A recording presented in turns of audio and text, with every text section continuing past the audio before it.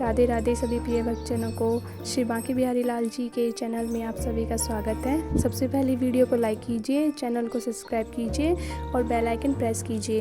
मेरा आप सभी से हाथ जोड़ के निवेदन है, चैनल को सब्सक्राइब कीजिए। राधे।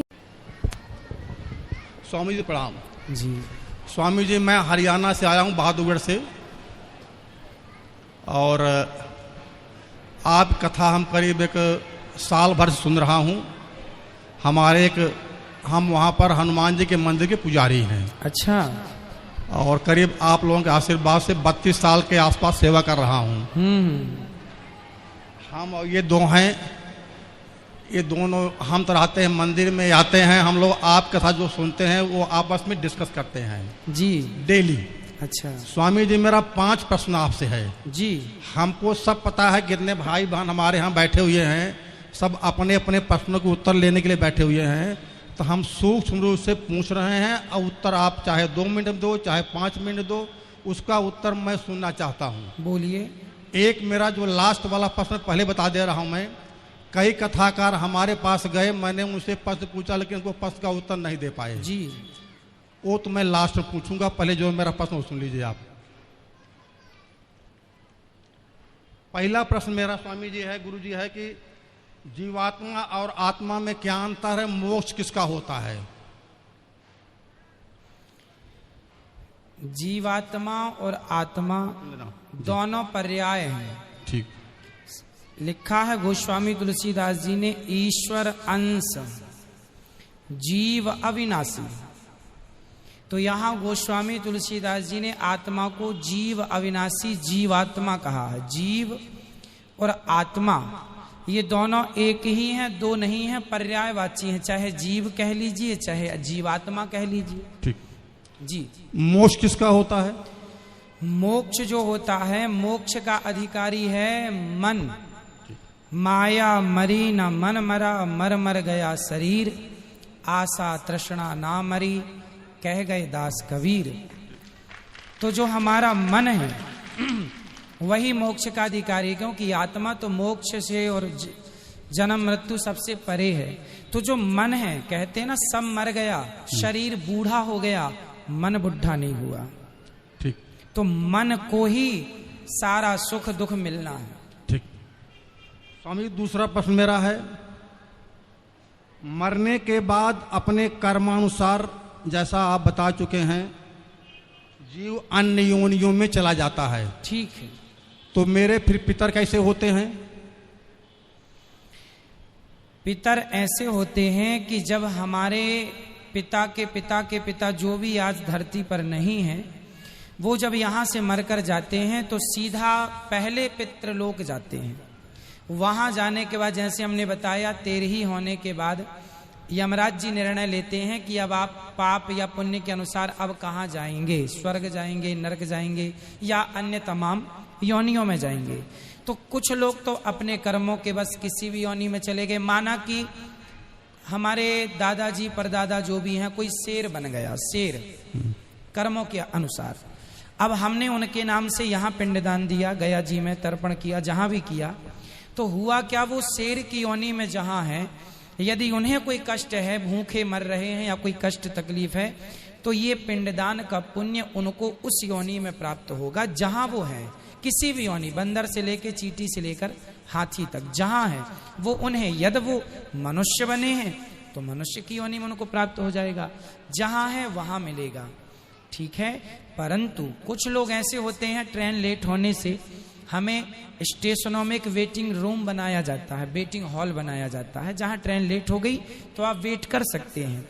उसी प्रकार किसी व्यक्ति, हमारे पिता के पिता, किसी के पाप पुण्य का कोई निर्णय किसी कारण ना हो पाए तो वो पितृलोक में होते हैं, और हम यहाँ से यदि उनके लिए कुछ करते हैं तो उनका उद्धार हो जाता है। जैसे कुछ दिनों के लिए ईश्वर ने ये विधान भी रखा है, नचिकेता को ये बात यमराज जी ने बताई है। नचिकेता के संवाद में ये सब कुछ स्पष्ट है कि हमारे जाने के बाद ये जरूरी नहीं है कि मरने के तुरंत बाद हमारा पुनर्जन्म हो जाएगा, कहीं भी जरूरी नहीं है। हो सकता है 2 साल तक ना हो सकता है 10 साल तक ना हो, और हो सकता है 100 साल तक हम वेटिंग रूम में इंतजार करें अपने नंबर का। तो उन दिनों यदि हमारे पुत्र कोई तर्पण पिंड दान करता है तो वो हमें प्लस होके, जैसे बच्चे को 33 नंबर में पास होना है परंतु 31 नंबर आए हैं तो मास्टर जी अपनी तरफ से 2 नंबर दे देते हैं और ग्रेस लगा के पास कर देते हैं। उसी तरह मेरा जरा सा कोई पुण्य रह गया तो उस पुण्य के कारण मुझे वेटिंग रूम में डाल दिया जाएगा कि आपके बच्चे यदि आपके लिए कोई पुण्य करते हैं तो वो पुण्य मिला के फिर आपका मोक्ष या स्वर्ग की प्राप्ति करा दी जाएगी। तो उस इंतजार में हम पितृलोक में रहते हैं। हम बच्चों को कहते हैं पुण्य करो, हमारे नाम से कुछ करो, जब नहीं करते तो वही पितृ फिर नाराज होके उन पर फिर गलत प्रभाव छोड़ने लगते हैं, उसी को पितृ दोष कहते हैं। अगर कोई वेटिंग लिस्ट में ना हुआ हो तो फिर बता चुका मैं कि वो शेर बन गया होगा तो उसको तो रूप में प्राप्त हो जाएगा वो। तो उसकी निमित्त भाव कथा सुनने से क्या फल मिलेगा? फिर किसको? भागवत कथा जो पोथी बैठा सुनते हैं क्या फल आपने मिलेगा? देखिए होता क्या है कि आपका कोई अपना आदमी अमेरिका में है और आपने उसके खाते में पैसे डाल दिए तो उसके खाते में तुरंत पहुंच गया कि नहीं? अब वो उस पैसे से शराब पी ले या दूध पी ले या रोटी खा ले या मांस खा ले, आपने तो पैसे भेज दिए, अब वो उसका उपयोग अपने ढंग से करेगा। उसी प्रकार हमने तो पुण्य कर दिया अपने पूर्वजों के लिए, अब वो शेर बने हैं तो उनको मांस मिल जाएगा, गाय बने हैं तो चारा मिल जाएगा, इंसान बने हैं तो 56 भोग मिल जाएगा। ठीक।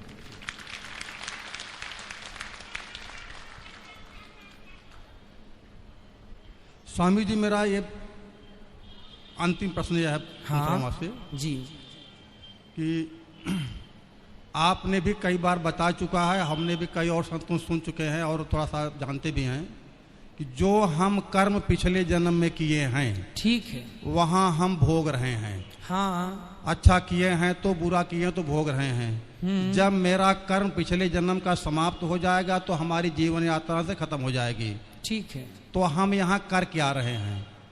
ये प्रश्न मेरा है। हाँ हाँ, आपका प्रश्न बहुत उचित है। ये मैं कर क्या रहा हूँ?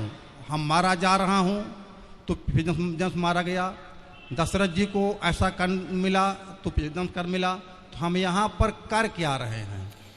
ये प्रश्न मेरा है। ये देखो इसका नाम ही है कर्म भूमि, है ना, जिसे हम मृत्यु लोक कहते हैं, इसे कर्म भूमि भी कहा जाता है। कुल मिला के हमने जो पिछले जन्म में किया अच्छा या बुरा वो तो हम आज पा रहे हैं। इसीलिए आज आपने देखा होगा सबकी स्थितियां अलग अलग है। हाँ। कोई अमीर है, कोई गरीब है, कोई 2-2 रोटी को मोहताज है, कोई 56 भोग खा रहा है। तो ये क्यों हो रहा है? ये पिछले जन्म में आपने जो किया था, एक आदमी चावल ही चावल खा रहा है तो किसी ने कहा रोटी भी तो खा, बोले चावल की खेती अभी हुई है सो घर में चावल है, चावल खा रहा हूँ, गेहूं बो दिया है, जब गेहूं कटेगा तो रोटियां खाऊंगा। तो जो कल किया था वो आज पा रहे हैं, जो आज करेंगे वो आगे पाएंगे। को ना काहू को सुख दुख कर दाता, निज कृत कर्म भोग सब भ्राता, ये लक्ष्मण जी कह रहे हैं। कोई व्यक्ति किसी को जरा सा सुख नहीं देता, जरा सा दुख नहीं देता, प्रत्येक व्यक्ति अपने किए कर्मों का फल भोगता है। यहाँ तक कि राम जी को भी अपने कर्मों के कारण राम बन के आना पड़ा, सीता के पीछे घूमना पड़ा, सीता सीता। नारद जी ने श्राप दिया था, उस श्राप के कारण राम जी को आना पड़ा और सीता की खोज करनी पड़ी, और हनुमान जी का भी सहारा लेना पड़ा क्योंकि श्राप था। सीता माँ को भी वनवास हुआ इसलिए कि उनको भी श्राप था। एक तोती ने श्राप दिया, पद्म पुराण में कथा है कि सीता जी ने एक तोती को पिंजरे में बंद कर लिया तो तोती तड़प तड़प के मर गई, चूंकि वो गर्भवती थी। कहा था छोड़ दो, सीता जी ने कहा तुम अच्छी कथा सुनाती हो, सुनाती रहो। तड़प तड़प के मर गई, तोते ने श्राप दे दिया, बद्दुआएं कि जाओ, जैसे हमारी पत्नी को गर्भ अवस्था में आपने हमसे दूर किया, जब आप गर्भवती होंगी तो आपके पति दूर कर देंगे। ये घटना पद्म पुराण में लिखी है। तो सीता जी को भी कर्मों का फल भोगना पड़ा, जो पिछला किया था आज मिल गया। तो कुछ कर्म ऐसे होते हैं जो आज के आज ही हमें मिल जाते हैं हाथों हाथ, कुछ पिछले जन्म का आज, आज का कल। अब आप कहेंगे तो ये चक्कर चलता रहेगा। हाँ, तब तक चलेगा। कब तक? कबीरदास जी कह रहे हैं, चलती चक्की देख कर दिया कबीरा रोए, दो पाटन के बीच में साबुत बचा न कोय। पुनरपि आद्य शंकराचार्य जी कह रहे हैं पुनरपि जननम पुनरपि मरणम पुनरपि जननी जठरे शयनम। ये जन्म मृत्यु चल रहा, सब पिस रहे हैं। बोले कैसे बचेगा? बोले भज गोविंदम गोविंदम भज मूढ़मते। यदि कोई भगवान की शरण में चला गया तो वो जन्म और मृत्यु के चक्कर से बच जाएगा। इसलिए कथाएं, कीर्तन, भगवान की शरणागति। जब कबीरदास जी रोने लगे, चलती चक्की देखकर दिया कबीरा रोए, रोने लगे, तो उनके पुत्र ने पूछा, कमाल, कबीरदास जी के पुत्र का नाम था कमाल, पिताजी आप क्यों रो रहे हैं? पिता ने कहा, बेटा सब लोग जन्म लेके मर रहे हैं, सब अपना भोग भोग रहे हैं, कैसे इनका उद्धार होगा? तब कमाल ने कहा, चलती चक्की चलने दे, पिस पिस आटा होए, कीले माही जो रहे, बाल न बांका होए। वो चक्की में कील होती है ना बीच में, उस एक में पहिया दूसरा फंसा रहता है, उस एक के पास जो गेहूं चला जाता है, कितना भी चले चक्की, वो दाना नहीं पिसता जो एक के पास होता है। उसी प्रकार जो एक परमात्मा की शरण में रहेगा वो जन्म मृत्यु के चक्कर से छूट जाएगा, सदा भगवान के धाम को चला जाएगा। स्वामी जी संतुष्टि हमको नहीं हुई, हम कर क्या रहे हैं? आपने सीता जी को उदाहरण दे दिया, ठीक है, सीता जी ने ऐसा गलत काम किया, उनको भोगना पड़ा, ठीक है, गलत काम किया उनको भोगना पड़ा, ठीक है। हम जो है, आप यहाँ थोड़ा बुरा मत हम मानना, कर क्या रहे हैं? हम अपने पिछले जन्म के कर्मों को भोग रहे हैं। हाँ, भोग रहे। हाँ, तो फिर मैं कर क्या रहा हूँ?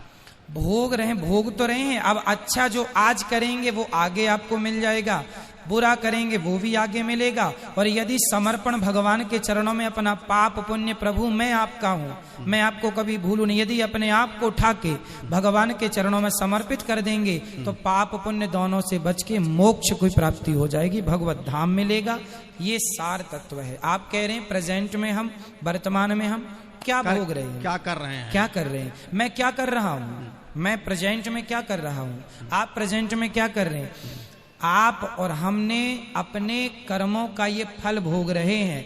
आपके कर्मों में वृंदावन का दाना पानी लिखा था तो आप यहाँ आ गए अपना खाने पीने के। ये मेरे पिछले जन्म का संस्कार था। नहीं, हाँ।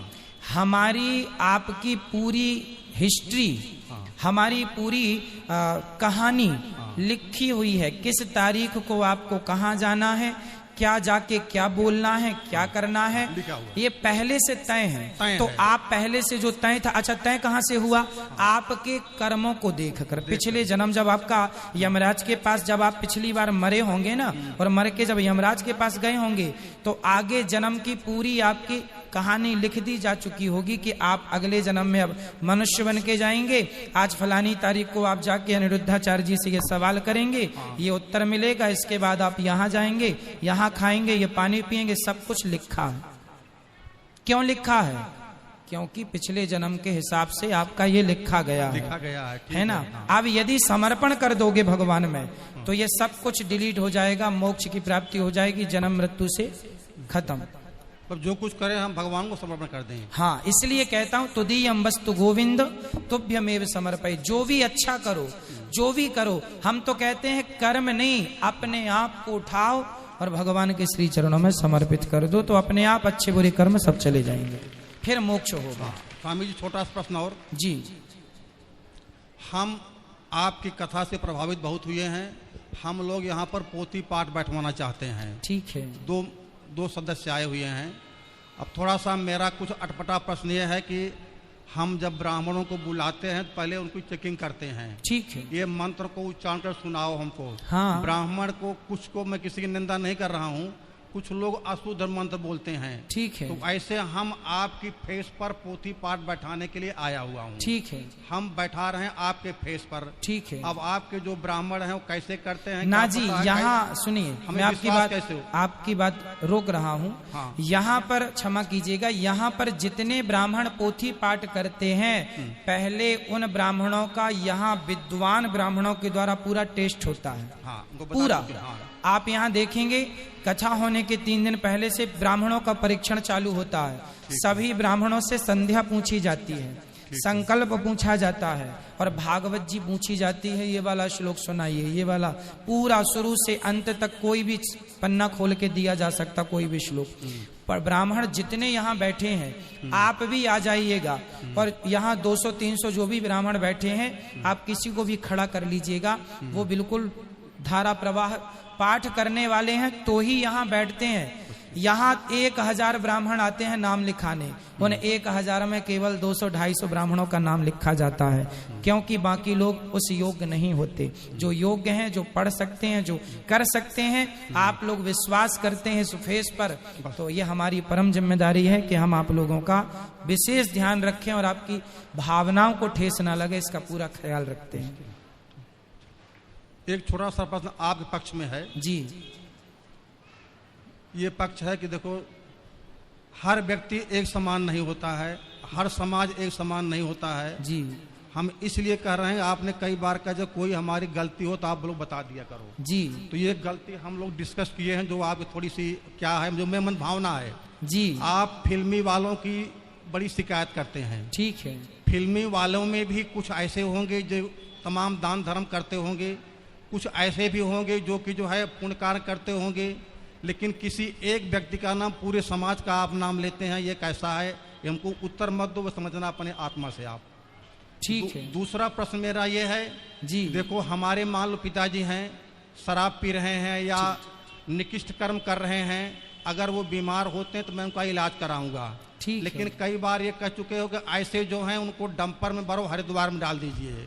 ये आप उनको उत्तर मत दीजिए, लेकिन ये मेरा प्रश्न जायज है या नाजायज है, ये आप समझना। ये मेरी दो आपसे आपकी नहीं, आप ठीक कह रहे हैं। होता ये है कि हम कुछ कड़वे शब्द इसलिए प्रयोग करते हैं क्योंकि कड़वी दवाई शायद बदल दे समाज को, इसलिए जानकर हमें पता है कि ये उपयोगी शब्द नहीं है, फिर भी करते हैं इसलिए कि शायद बदलाव हो। शायद हथौड़ा जोर से इसलिए मारा जाता है कि पत्थर टूट जाए। उसी प्रकार कि थोड़ी तो शर्म लगे लोगों को कि ना पिए भाई, थोड़ी तो लगे कि हाँ हमें बदलना चाहिए, हमें सुधरना चाहिए, इसलिए ना चाह करके भी हम कड़वे शब्दों का प्रयोग करते हैं। पर आपने याद दिलाया, उसके लिए धन्यवाद आपका। मैं पूरी कोशिश करूंगा सुधारने की। मन भावना आई। बिल्कुल बिल्कुल। खुश रहिए, खुश रहिए। अच्छा लगा आपसे बात करके, धन्यवाद आपका।